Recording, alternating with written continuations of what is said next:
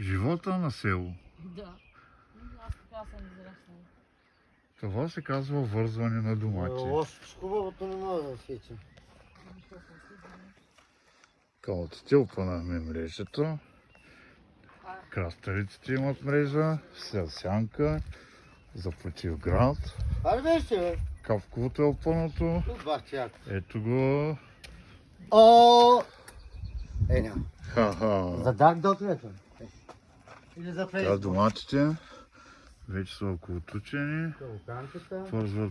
Вързват първи клитки.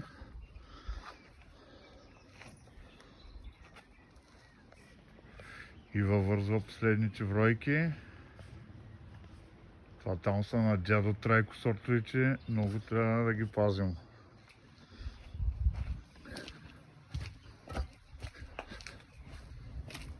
Оранжерията е напреднал стадий метър и половина. Височина на доматите. Ето бе, фермото. Краставичките даже имат няколко малки вързали. Тия външните всъщност има, де?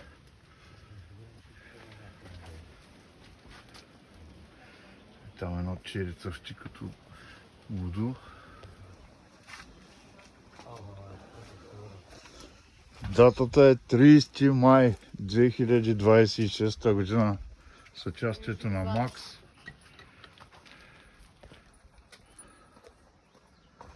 Мястото е неизвестно. Точно неизвестно. Вила Бохемина Дъбрава. Защо издаде мястото? Трябва да ги оберат. Да, как ще ги опазиме сега? Това ще трябва да го скрием. Вила Бохемина Дъбрава. И ето най-добрия Частна собственост. вързач на домати. Познавате ли го? Белия. Тишо белия зоб. Също поглед. Та ще седи като феца.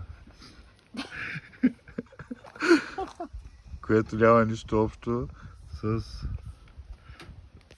чалми и така нататък. Въпреки че хори в Турция. Издали са.